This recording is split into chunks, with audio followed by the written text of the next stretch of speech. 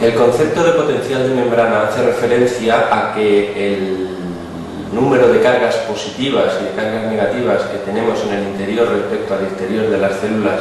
cardíacas en reposo no es el mismo, de tal manera que las células están polarizadas, es decir, tienen polarización eléctrica del mismo modo que un imán, de forma que en el interior celular hay un exceso de cargas negativas respecto al exterior. Esto se justifica sobre todo porque existen muchas proteínas que son moléculas de gran tamaño que por tanto no difunden bien por la membrana citoplasmática y que tienen predominantemente unas cargas negativas, y un delicado equilibrio de iones positivos intentando compensar ese exceso de cargas negativas que supone la existencia de las proteínas en el citoplasma. En el trasiego de iones continuos sabéis que juega un importante papel la bomba sodio-potasio ATPasa, que continuamente está expulsando sodio al exterior, intercambiándolo por potasio que pasa al interior y, como sabéis, además gastando energía, gastando ATP. Y por otra parte, la membrana plasmática tiene una capacidad especial que es la impermeabilidad prácticamente total a la entrada de sodio en situación de reposo. Por tanto, aunque la célula tiene gran cantidad de potasio en su interior, que es de carga positiva, no es suficiente para compensar la negatividad que suponen las proteínas, y el resultado neto es que tenemos más cargas negativas dentro que fuera de la célula, por tanto está polarizada. Desde este punto de vista existe la posibilidad de que se produzca un potencial de acción que, como recordáis, en la siguiente figura se puede apreciar, es simplemente el efecto del cambio de la cantidad de iones positivos que hay en el interior de la célula en respuesta a un determinado estímulo, de manera que cuando se alcanza un potencial denominado umbral,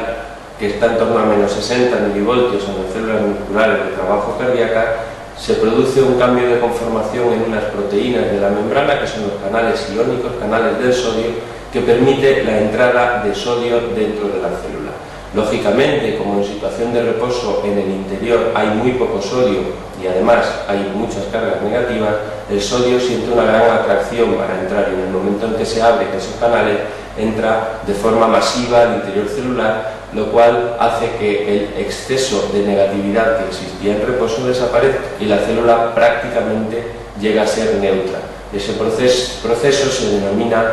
despolarización, pues basalmente estaba polarizada y deja de estarlo en el momento que entra el sodio. Insisto en que esta apertura de los canales del sodio son unos canales que tienen una cinética de activación rápida, es decir, en el momento en que se abren prácticamente podéis imaginaros que el sodio que estaba deseando entrar al citoplasma entra de forma muy rápida, por eso se denominan canales rápidos. Después tendremos una serie de fases en el potencial de acción que van encaminadas a restablecer la situación de equilibrio, siendo relevante la fase 2, en la que básicamente el efecto más relevante es la entrada de calcio en sustitución de ese sodio que hay en el interior celular. Por lo tanto, al estar cambiando cargas positivas por cargas positivas, desde el punto de vista eléctrico, el potencial de membrana prácticamente permanece estable, por eso también a esta fase 2 se le denomina fase de meseta o fase de plató. Desde el punto de vista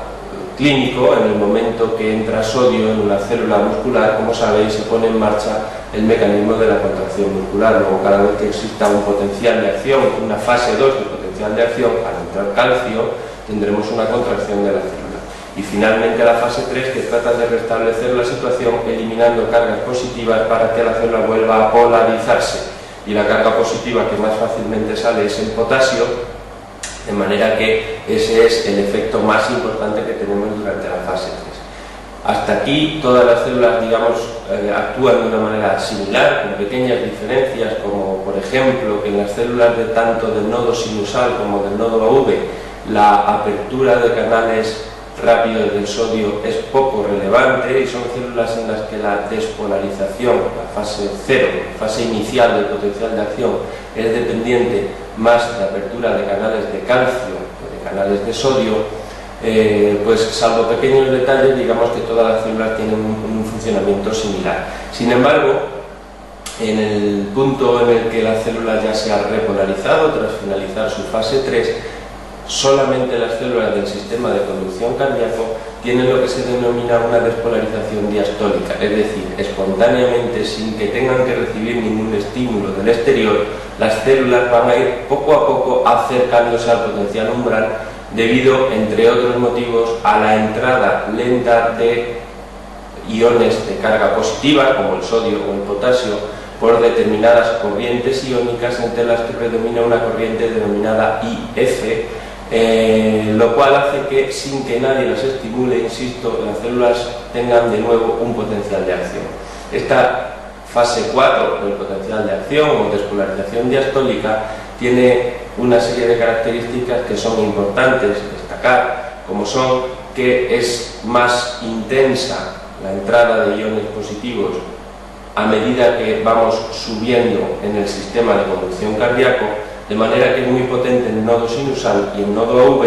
es algo más débil en la TGIS, más débil en sus ramas y finalmente muy débil en la red de Purkinje. Y las células musculares como tal, las células de trabajo, las que no pertenecen al sistema específico de conducción,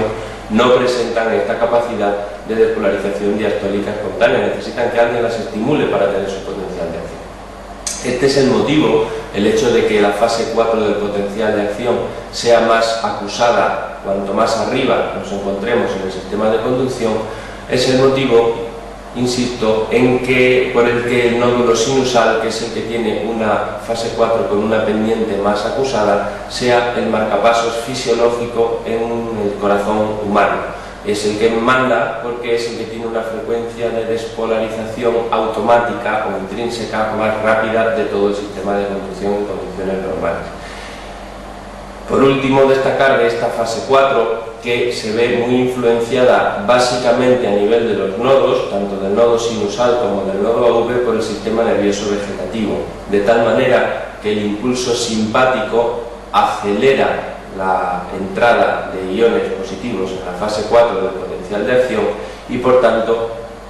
acorta el tiempo que tarda la célula en llegar de nuevo al umbral y por tanto tener un nuevo potencial de acción. Quiere decirse, desde el punto de vista práctico, que el impulso simpático va a producir una taquicardia en el nodo sinusal, mientras que el parasimpático presenta el efecto contrario, enlentece la entrada de iones positivos durante la fase 4, por lo tanto las células tardan más tiempo en alcanzar el umbral y en tener una nueva despolarización. Quiero llamar la atención específicamente al hecho de que este efecto del sistema nervioso vegetativo es básicamente importante solo a nivel de los nodos, tanto nodo sinusal como nodo AV, pues son estos los que reciben la gran mayoría de aferencias nerviosas del sistema nervioso vegetativo dentro del corazón.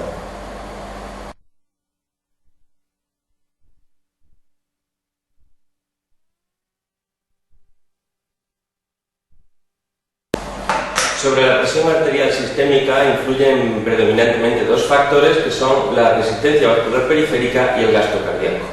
La resistencia vascular periférica básicamente se relaciona con el grado de vasodilatación o vasoconstricción que muestran las arteriolas con capa muscular en su pared, y todas las intervenciones farmacológicas o fisiológicas encaminadas a modificar esta vasodilatación o vasoconstricción de las arteriolas modifican por tanto la resistencia vascular a la entrada de sangre desde el corazón.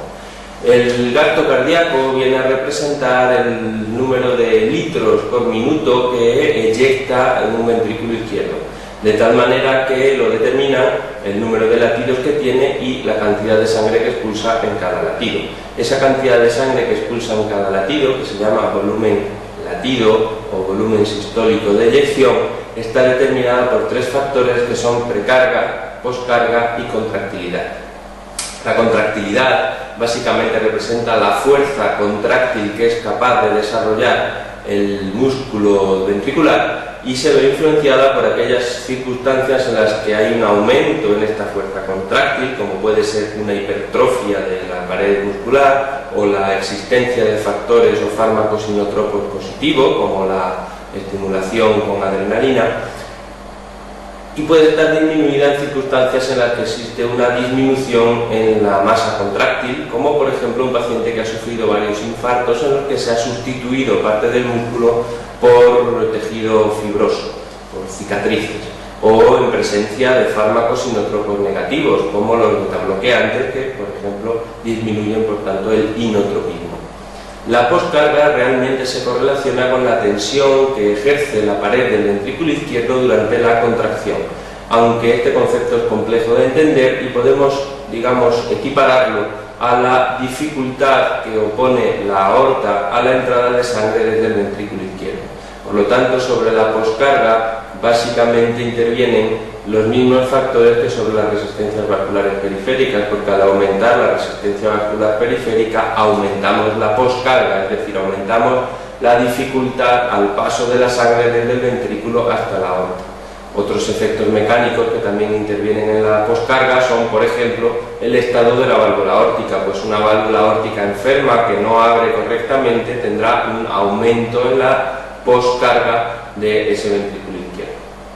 La precarga es el determinante de la función miocárdica que vamos a explicar un poco más en detalle por su dificultad teórica. La precarga se corresponde con el volumen telediastólico, es decir, con la cantidad de sangre que ha entrado en el corazón y que tenemos en el ventrículo en el momento justo antes de la contracción.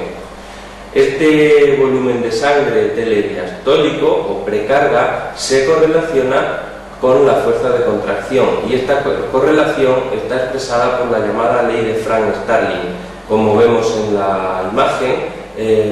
tenemos una relación directa hasta un determinado nivel en el que esta relación cae. Si lo explicamos con palabras sencillas, esto viene a decir que cuanto más llenamos el ventrículo durante la diástole, más estiramos sus fibras y más fuerte va a ser la contracción que va a dar lugar en ese corazón. Sin embargo, existe un cierto límite a partir del cual, si estiramos demasiado las fibras, va a disminuir la capacidad contráctil. Este mecanismo de Frank-Starling es un mecanismo de defensa del ventrículo izquierdo frente a situaciones variadas que producen insuficiencia cardíaca, de tal manera que es fácil comprender por qué la dilatación ventricular, inicialmente al menos, es un mecanismo de defensa para intentar mejorar la eficacia de la contracción, aumentando la fuerza al dilatar discretamente la pared ventricular, pero que llegará un momento en el que si esa dilatación es excesiva, nos hemos sobrepasado el límite fisiológico y la dilatación va a dar lugar a una caída en la fuerza de contracción y por tanto generalmente la descompensación del paciente. Otro determinante importante del volumen telediastólico, de la cantidad de sangre que entra en el corazón durante la diástole, es la contracción de la aurícula. En condiciones normales hay que destacar que las aurículas no suponen mucho más allá de un 15 o un 20% del total de la sangre que entra en el ventrículo durante la diástole. Es decir, la gran mayoría del volumen diastólico se consigue porque el ventrículo chupa, aspira sangre desde la aurícula y solo al final de la diástole, como un 15 o un 20% va a depender de la contracción, de la contribución de las aurículas. Por eso se puede vivir sin aurículas. No quiero decir sin aurículas anatómicas, sino sin aurículas funcionantes, es decir, en fibrilación auricular, en la que las aurículas fibrilan y mantienen un movimiento fibrilatorio en lugar de estar empujando y relajándose como correspondería en un ritmo sinusal.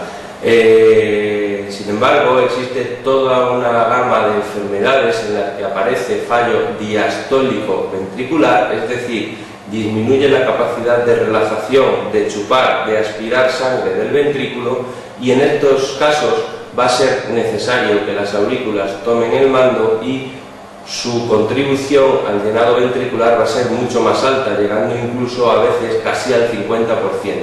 Lógicamente, en estas circunstancias es fácil entender que si en un momento determinado el paciente entra en fibrilación auricular, pierde ese 50% del llenado, ese 50% de la precarga, y por la ley de Frank-Starling el ventrículo va a empujar mucho más débilmente, por lo tanto vamos a tener menos volumen latido y el paciente disminuye el gasto cardíaco y generalmente sufre un episodio de descompensación de insuficiencia cardíaca. Pero insisto que este es un problema sobre todo en personas con enfermedades con fracaso diastólico ventricular. Por eso en gente joven con episodios de fibrilación auricular es raro, en ausencia de enfermedad orgánica del corazón, que él sufra una descompensación hemodinámica significativa.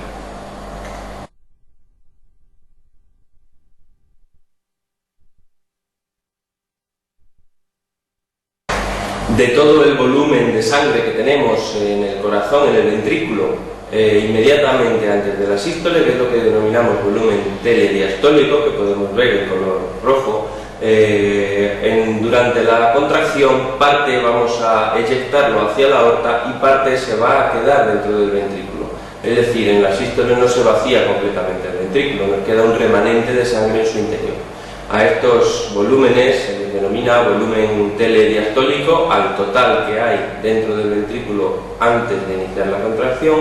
volumen sistólico de eyección o volumen latido al total de sangre que sale durante la sístole hacia la aorta, y volumen telesistólico a la cantidad de sangre que queda dentro del ventrículo una vez finalizada la sístole. La fracción de eyección resulta del cociente de dividir el volumen sistólico de eyección entre el volumen telediastólico, es decir, de toda la sangre que hay en el corazón antes de contraerse, qué porcentaje es el que sale fuera durante cada contracción. Los valores normales de fracción de eyección están en torno al 60-65%,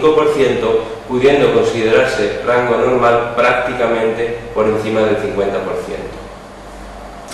En la actualidad existen diversos métodos para estimar la fracción de eyección de gran importancia actualmente en la cardiología y probablemente el gold estándar, es decir, el método más exacto, es la resonancia magnética cardíaca.